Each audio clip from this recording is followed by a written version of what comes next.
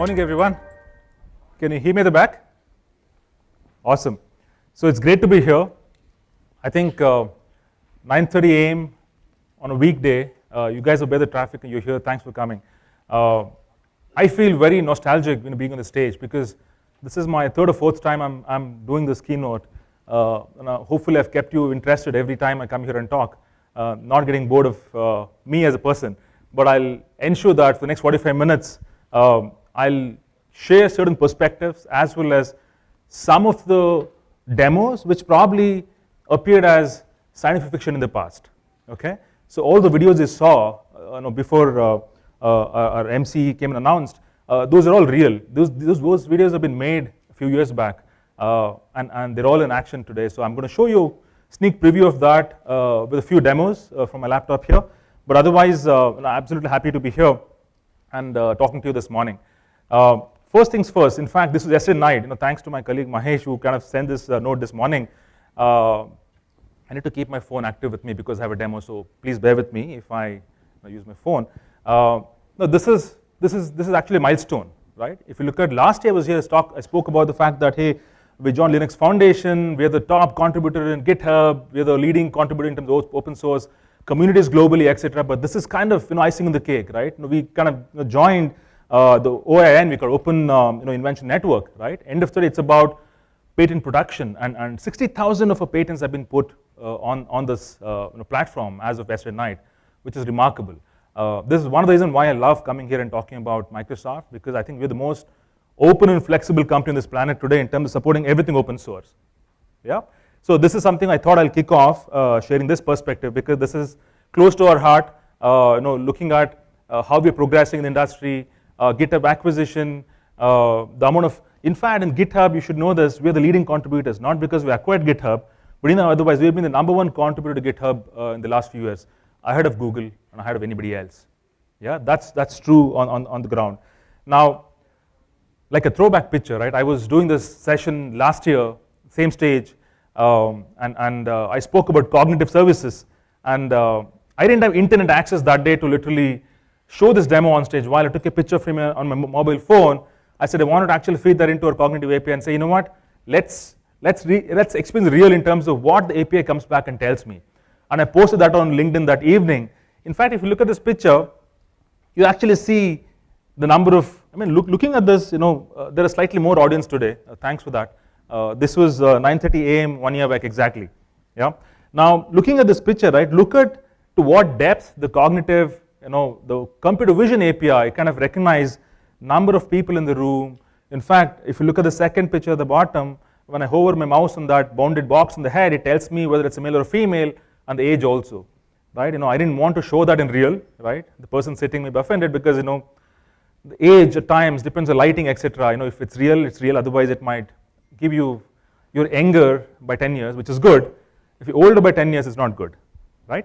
So this was something which I wanted to show last year. This year, happy, internet is there, great speed. Let me show you a few things as well as I speak. Now, I was actually going through, while my topic is ubiquitous computing and AI, bulk of the theme is AI here, right? Ubiquitous computing is about doing anytime, anytime, anything on any device, right? So that's something which we are used to. We want to get used to that philosophy, right? Imagine I'm literally driving from home and I'm listening to music in my car, and once I get back home, I want the same music to continue. I don't want to be telling a device saying, hey, I've arrived, can you play the music I was listening to in my car? That's not something which as consumers we want. We want seamless experience, right? Looking at this news here, I was just wondering, where is AI heading?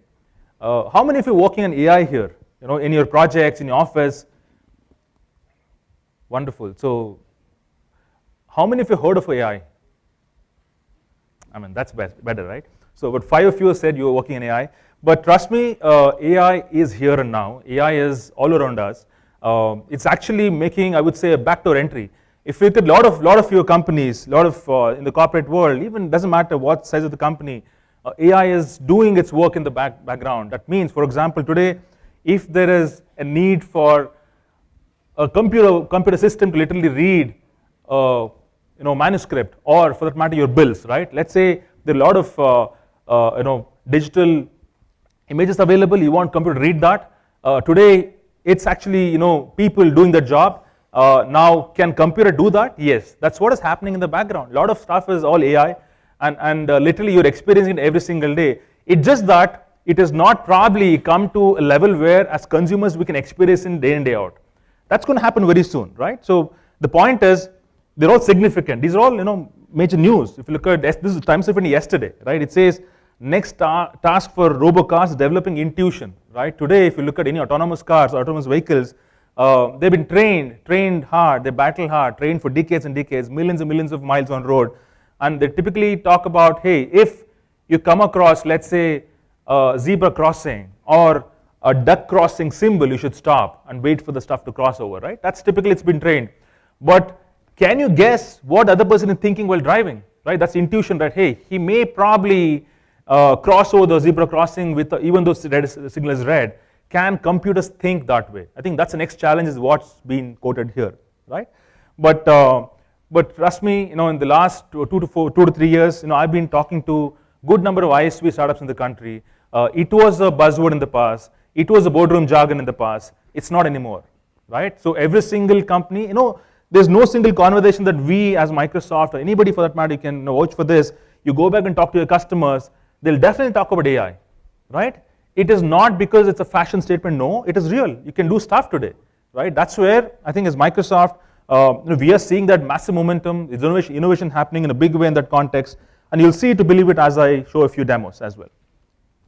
Now I said, across the industry domain, doesn't matter whether it's manufacturing, retail, healthcare, etc. In fact, you should know this, right? Last month, as Microsoft, we worked with Apollo hospitals and did this cardiac care score. That means if you go to Apollo hospital for clinical trials, in fact, master health checkup, the model actually tells you, basis your clinical health records, what's the likelihood of you getting a cardiac-related disease, right? That's something which is prediction. So all the stuff is happening. But going back to my earlier statement saying world is changing, we want seamless experience. That is true, right? How many of us don't want to literally be talking to devices every single day? It should be seamless, right? Let's say I go to bed at 10 o'clock in the night, and automatically it should ask me, hey, yesterday you woke up at 6 a.m. Do you want to wake up at 6 a.m. tomorrow as well? I think should it ask me every single day, or rather it should understand my sleeping patterns and I'll call and set my alarm, right? So that's where we're heading as such. Now, talking about the growth, I think these are mind-boggling numbers, right? 44 zettabyte in 2020. I think data explosion is happening every single second. Imagine while I'm talking here, there's some recording happening. Some of you are tweeting, some of you are sending pictures to images, some of you are working. The data that's getting generated is phenomenal. In fact, there's a Gartner study that talks about a lot of customers came and said, hey, I want to do AI for sure, but I don't have data, right? I want to do IoT, I want to do a lot of stuff, but I don't have data to literally understand how should I implement this, etc. The study came back and said, 80% of the companies, data was within their own enterprise. They didn't realize it. They don't know that they have data, right? It's a question of they all have it in silos. And it was a realization for them saying, hey, I can do AI because I have data and it's getting generated every single minute as the company runs, right? Now, talking about cloud, I think there's a trend that we're seeing, right? We saw a massive uptake on cloud computing. Then AI came into the picture, right? Now, these are all real. In fact, the number is probably a lot more than this. If you look at 80% of organizations using cloud first, born in the cloud, that's what we call it. That's dominant today. Every single customer. In fact, we're talking to one of the startup last week, and they are born in the cloud, by the way. And for them, the reason why they're able to go to market in a faster pace is because of cloud computing. That's established, right? The cloud is something which is normal today. It's not a hype. It's not something that is a luxury anymore, right? It's absolutely there. Investments in AI, it's something which probably you will see that it's a difficult task to start with. You might take baby steps to understand what is AI, how will I infuse AI into my own solution portfolio. It takes some time, but once you're there, I think you can do magic, right? All the stuff we saw in the video earlier, it's truly magic, right? You see that computer, by the way, the base promise of AI is what? It's making computers behave like human beings, right? That's the base promise of AI. Now, when that happens in real, it's really magic. Now, this is where many times we feel customers, all of us have our own understanding of what AI does, right? It's typically, if you look at it, the computer's understanding the world is the theme there, and it typically falls under two categories, perception and cognition. cognition, it's in terms of learning, understanding, how things go, eventually intuition, etc. Right? So predominantly, if you look at AI, vision, speech, language, knowledge, that's where it's kind of innovation is happening, and literally, a lot of stuff that we see day in and day out falls into this category. If you're talking about AI today, and all the videos you saw a little while back, they're all real because we've reached human parity, right? By the way, AI is, how many of you think AI is new here? None of you, right? AI has been there for decades. In fact, we had AI in our undergraduation, graduation textbooks, right? Neural networks, etc. We've been studying for decades. Now, in fact, if you look at the Alan Turing, right? So that he spoke about the fact that the machines will start behaving like human beings long time back. Algorithms, if you look at any of the classification, regression, clustering algorithms, have been there for last 40, 50 years. Why are we talking about AI today, right? Simple reason, that's because we reached human parity. That means machines have reached a level where we're actually getting close to or better than human being in terms of doing those tasks, right? Now, look at the number one, computer vision, right? 96% accuracy. So, the picture I showed earlier of me taking a picture from here and putting into computer vision API, I could, in the light that I was there last time, I could not probably have said last two rows, who are they, right? I would not know, but computers can go to that level. Now, there is a popular architecture called ResNet. That's something which we built on that as Microsoft. It's a 152-layer deep learning neural network. That's our contribution back to that innovation there. In 2016, we reached human parity. That means 96% accuracy, 4% error rate. Second one, speech. This is very, very critical, right? We would love to talk to devices, and that happens every single day. Now, reaching human parity on that is significant milestone, right? 94.6% accuracy there. It's phenomenal. I'll show you a quick demo as we go along. And I think the biggest of the one here is translation, in my view, because 70% close to accuracy. This is, I'm told the human accuracy is 65%, right, in terms of translation. Now, 70% accuracy is phenomenal. The way they did here is, by the way, they took a Chinese essay, about 2,000 words. It's written in Chinese. That's the most complex, lingo, right? So they used that, and it was given to two entities. One, a human being, to translate the Chinese into English, and second was given to a computer, right? Translate the same English to, Chinese to English. And both were given to independent reviewers who read through the article and said they could not, the test was not to test them whether can they make out whether which one is the machine or a human being, but they came back and said both are beyond accurate in terms of humans' ability to translate. They were very accurate, right? So that's a remarkable achievement. It happened earlier this year, by the way. So in 2018, we're saying we reached human parity on translation earlier this year. The last one is human parity reading comprehension, right? You give a document, you saw Saqib Sheikh video, that happens really well there. Now, talking about advances, in AI, why AI is real today? Three reasons I would say. Two are here. One is vast amounts of data, right? All of you agree that data is primary for AI to happen, right? Yes? Okay. Now, that's number one. See, data is generated here as well. Vast amounts of data, classic example. Huge computational power, right? Now, this is something I want to share. We were doing a simple example 2 days back to run a simple, I would say, face detection using a neural network model. It took us 28 hours to run same model, the standard model on a machine, which is about 8 GB RAM, etc., and about 20,000 images, 20,000 images of the corpus we had. Imagine if I had to do, if I'm a developer, how many of you are data scientists here?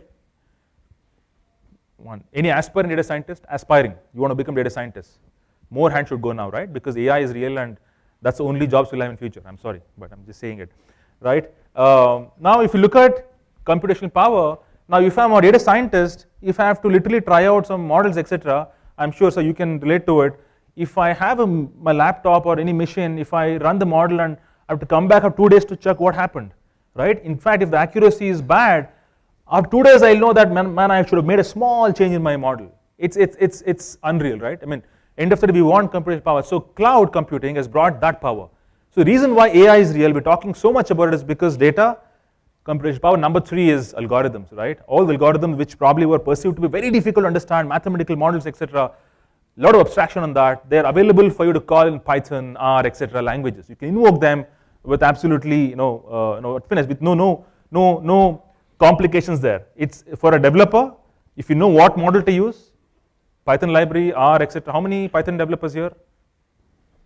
Very good. I think you'll all be super relevant going forward. R developers? 2 people. Will be pricey. Yeah. Now, looking forward. So by the way, while I'm talking about all these things, right, the trend we see as Microsoft, falls in these 3 buckets. Mixed reality, right? We have, I'm sure the classic example of mixed reality is HoloLens, right? It's a classic amalgamation of digital and physical world, which kind of comes together.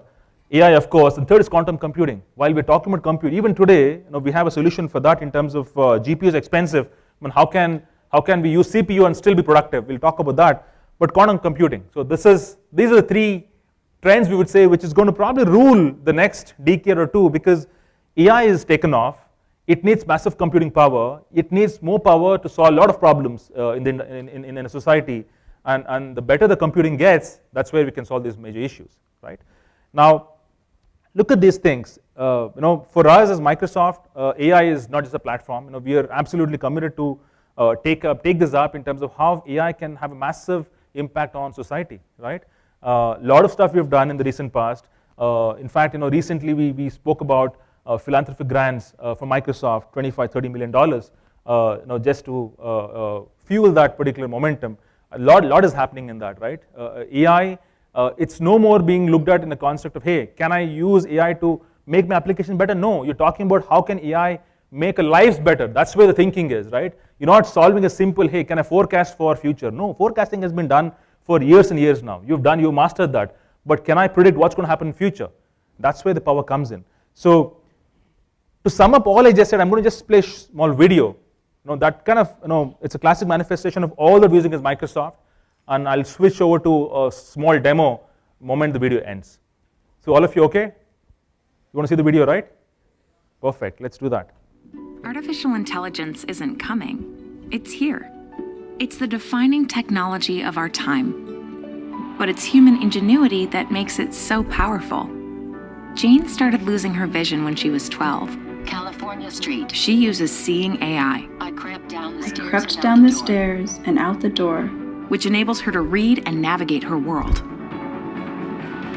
Microsoft AI is helping farmers adapt to climate change. We can use technology to help feed the world without wrecking the planet. Enabling wildlife conservation. The ability to use AI really democratizes science.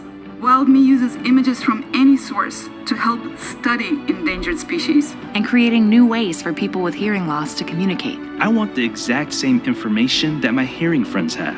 It's more than just imitating intelligence or sounding like a human.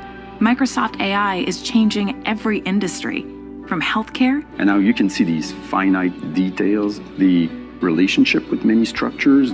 To engineering. And telecommunications. We are using artificial intelligence to change the way we are relating to customers. AI lets us put people first. The Microsoft tools really enabled us to breathe digital life into an iconic brand persona. The product that we make is not a thing in a box. No. Microsoft AI empowers others to create experiences and potential. This is just the beginning. Artificial intelligence, it's just opened up this whole world. The future we invent is a choice we make.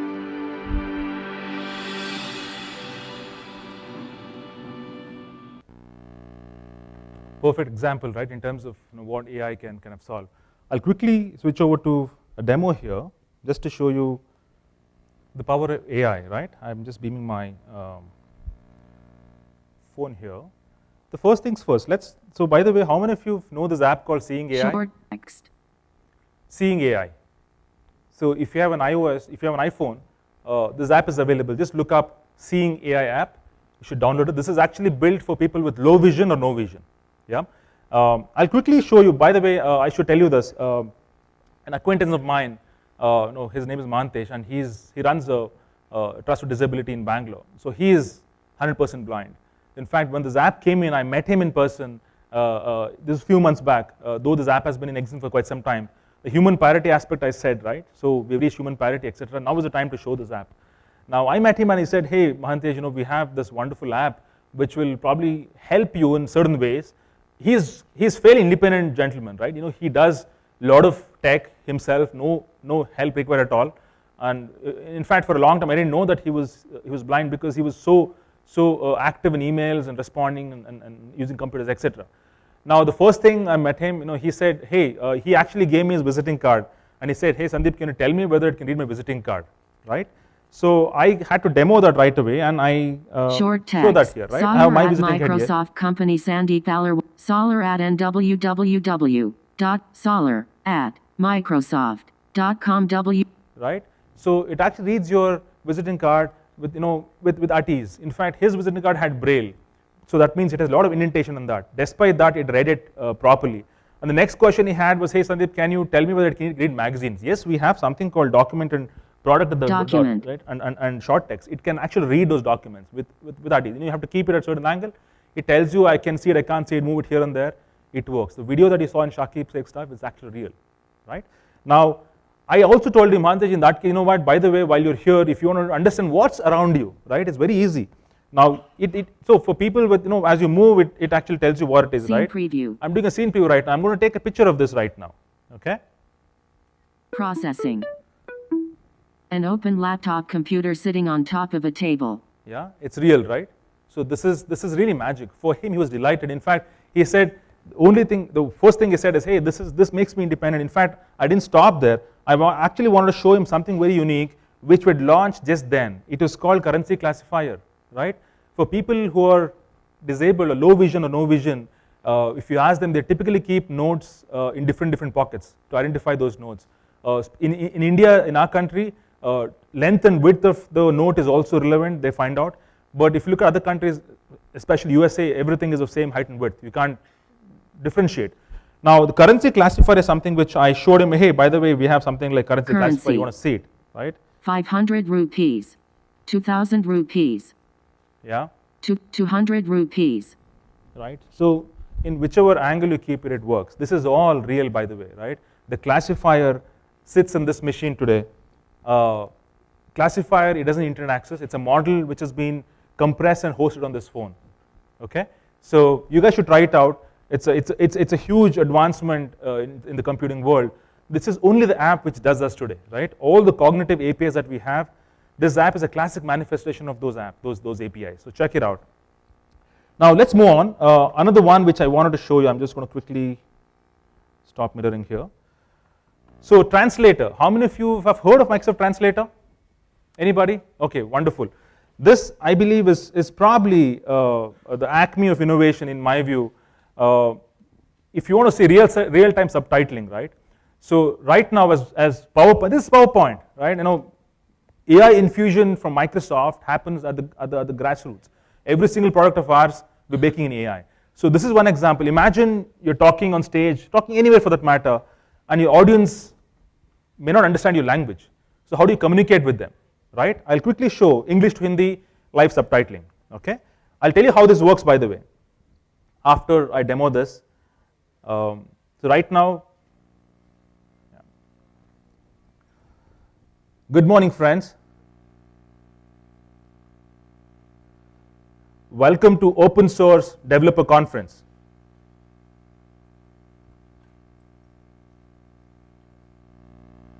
So what you're seeing here is a classic demonstration of Microsoft Translator.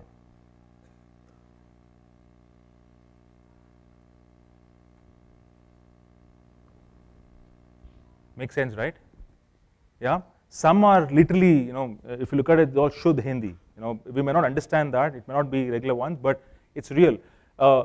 Scenario here is, this is enabled for 68 languages. I'm delivering speech in English. People who can probably, if you look at the first screen, it has this OCR, right? If you scan that, you can listen to my presentation in a language of your choice. 68 languages. And if you're listening in Chinese, you can ask me a question in Chinese, it comes back to me in English. I answer that in English and you get back in Chinese. So that's the power of PowerPoint today. The way it works is, by the way, it actually, when I say it starts subtitling, it runs for a few seconds, it recognizes the words in your PowerPoint and also the notes, right? It's a machine learning model running there. It learns by the English or the language you put in the slides. It learns, if you want to make it better, you can put a lot of notes saying, hey, and when you're speaking, it gets the context from that, right? So classic machine learning running here. In fact, honestly, whenever I've demoed this, I feel so fortunate to be demoing this, because the people who've done this, and hats off to them, right? For us to reach human parity and making this work in the way it works, a lot of people who probably had trouble understanding language, understanding the speech, this becomes absolutely real. Don't you guys think so? Yeah? Perfect, thanks for that. Now if you look at AI as such, if you're talking about innovations, if you're talking about what's the emerging trend here, everything falls under three brackets, right? Speech, image and text, right? I'm not saying, when it comes to numericals, all this stuff, it's all part of it, but speech and image is something which is dominant, and because that's something which we do every single day. Imagine how many pictures we take every single day, right? The number of images people upload to Facebook, Instagram, etc., it's in billions and billions, right? And by the way, when we talk about computer vision API, they're all where they are today because they're battle hard. They've been trained for decades and decades. I mean, I would say 2 decades. A lot of images, etc., have been trying, and even now innovation is happening, by the way. It's not that AI has arrived and nothing is, no, AI, the innovation is happening as we speak. Look at intuition example I gave earlier, right? Now, massive shift that we're seeing as an industry, I'm sure it is really in your companies as well. We lived in a world called descriptive statistics, right? The BI world we lived in, right? The business intelligence we so to call it. That's all descriptive statistics, and now we're moving towards predictive world, right? In terms of what happened, why it happened, when will it happen again, right? We're moving from an era where we said, hey, I know what happened in the past. We're not interested in that anymore, right? You want to know what happened in the past, why it happened, when will it happen in the future, and what should I do to avoid that or complement that, right?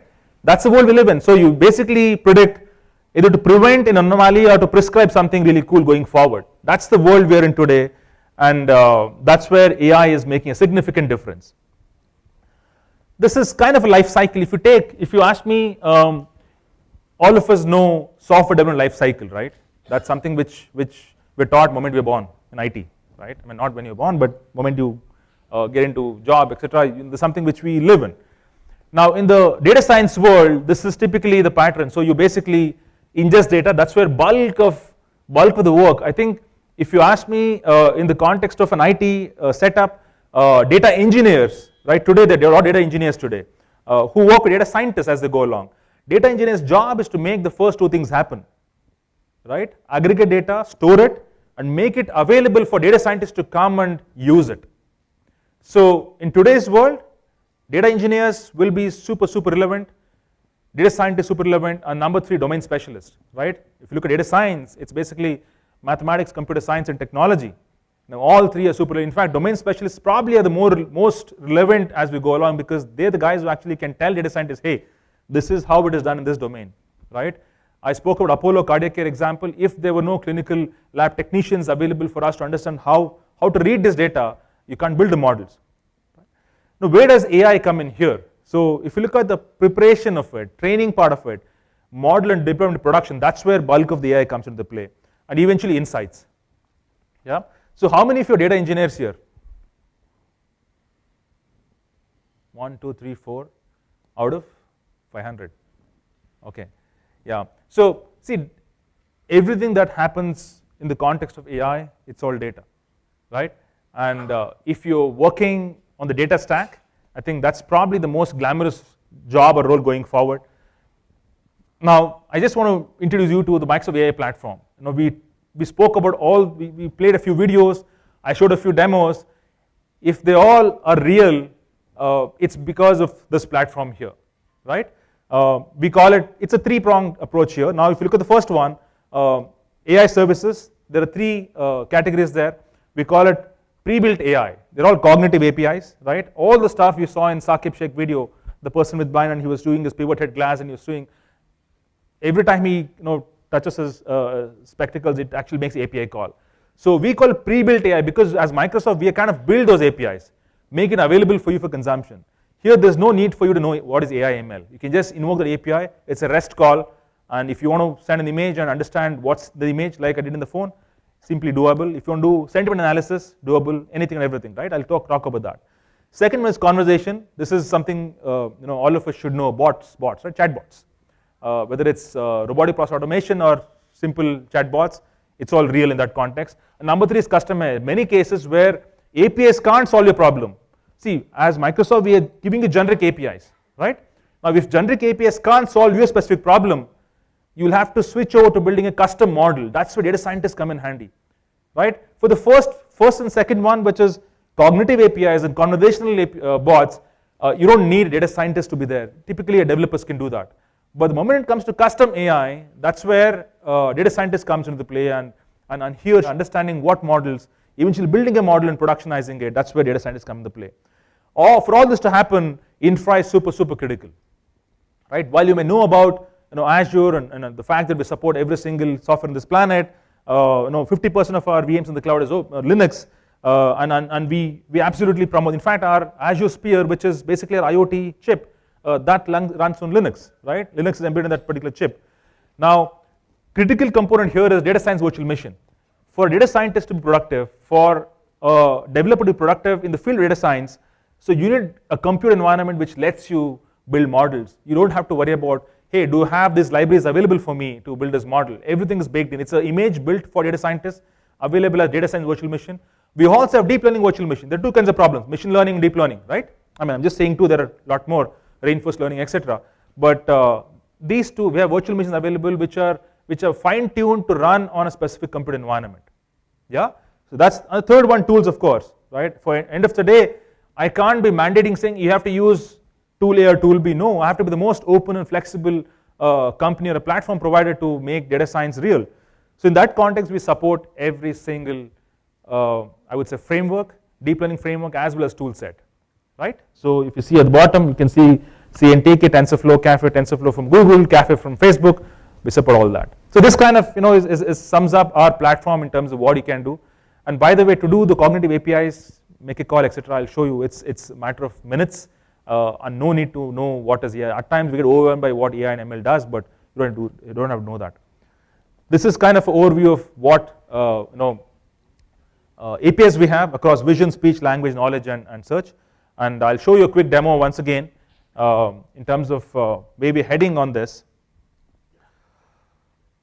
I'll switch over to my browser. Microsoft.com/cognitive, you get to this website and you see all the APIs there, computer vision, face, speech, language, etc. Now I'll show you a simple example here, right? I'll show a simple face API. By the way, if you have a scenario where, hey, today, how many of you have biometric at your company when you have to do attendance registers and stuff like that? Biometric, quite a few, right? If you want to avoid biometric, if your face can be the ID, right? For example, Windows Hello on my laptop or Apple Face ID, they all work on that model, right? It's all model baked into your local computer environment. So if you want to do face detection, you can easily do it using models. Now, I'm just going to give you a sneak preview of what this API does. Very straightforward stuff, right? So it identifies face, etc. Here I have a picture of a family here, right? I've just posted that picture using this API called face detection. Now, as I move my mouse over this, it actually tells me the emotion. It's an emotion API, right? It says this girl is 100% happy, right? 1.0 is accuracy there. Now, very simple here, right? All you're doing is taking the image, posting it to the API. Okay. Now, another one. This is basically if you want little more stats on that particular image, right? By the way, the girl is smiling, 100% happy, but what's the age? She's female and age 7, right? So all possible, real, and it gives you, by the way, it tells you, it's not, by the way, it's up to you how you want to use it. At times, as I said, it might tell you the girl's age is 13 years old also, but she may be 7 years. And it tells you accuracy saying, I'm 70% confident saying she's 13 years old. It's up to you to decide what you want to do with the data. I'm not saying go believe that data, no. See, it's an intelligence that's been surfaced for your reference.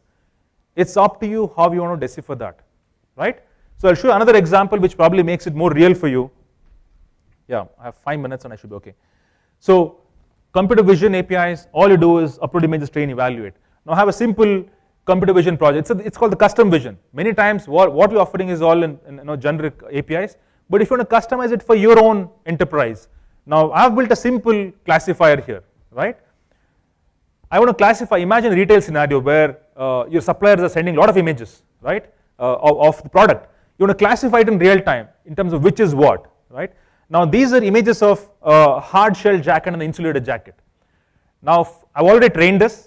All you need is 40-50 images to train this, because we use some technique called transfer learning. We've already built this model, trained 90% accurate. Now we're saying, hey, take this model, train for your images, right? Now I'm doing a quick test here. I'm going to browse my local folder and give you this image, right? Let's see what happens. Look, it says hard shell jacket 84% at the bottom, right? You can see it at the back, right? Yeah. Now if I browse this image, one more image, which probably is much larger, see what happens now, right? It says 3.1% accurate, because if you look at my training data set, I trained with only people's image, there was no background. This becomes a large image. Now the model says, hey, you know what, I am not confident. So this says, the model is trained on certain images, you have to make data to be model friendly, right? One more thing I want to show in terms of a classification here, which is, yes, I'll finish on time, don't worry about it. Yeah. Object detection, right? Now this is again a scenario where I want to identify in the manufacturing plant, I want to identify whether people are wearing helmets or not, right? They have to do that, right? I've trained, this is a new one, it's in preview, it's called object detection. Now I've trained this model with people wearing helmets. I'm going to do a quick test here, right? I'll take an image from helmets. There's an image called test. This is a classic image scene that we see on the road, right? I want to know how many of them are wearing helmets. So it just says one person, right? If I have to mandate saying, hey, there are 3 people, only one is wearing helmet, I should know that, right? Very, very simple. This has taken me 5 minutes to build this model, not more than that. Okay? Now we'll move on. I have 3 minutes left, and I'm going to, so this is something which I said, we all support this. In terms of compute environment, right, all of us know that we need massive compute. Now GPUs at times becomes expensive. CPUs hit the roof in terms of performance. So this is like a sweet spot. So Project Brainwave is a collaboration with Microsoft and Intel, where we're offering FPGA chips, which is kind of the best of both worlds. High performance, low cost. Okay, it's preview available, you can check it out. But otherwise, everything that we spoke about, it's available on Azure across the globe, 54 regions. All the APIs available for your use, all the computers available. You click of a button, you can absolutely use that. Now, end of the day, while we talk about platform, etc., we have to be responsible for developers. We have to make sure that you have a choice on the platform, right? Hence, it's the most open platform that we've seen, that we built ever, right? Now, while I spoke about AI to a greater extent, etc., right? Now we're saying, hey, computers behave like human beings, etc. As human beings, a lot of the times ethical questions come to us, right? Ethics is something we all talk about. Hey, is it ethical to do that? As human beings, the same questions will be asked for computers also, right? Ethical AI is a significant chapter that Microsoft is writing today. Now, the question is, this is a wonderful book. I recommend you guys should download it, and it's a PDF available. It's called Future Computed. It talks about how AI is coming, where is AI, what's the future, and how do we make sure it's more ethical. So now, ultimately the question is, what computers can do, but what you think computers should do, right? I leave you guys with that thought. Ethical AI is the #1 thing going forward. While AI can do magic, what magic you want to make sure it enters our society, etc., is important. So thank you so much for your patience here. I wish you good luck and have a great conference.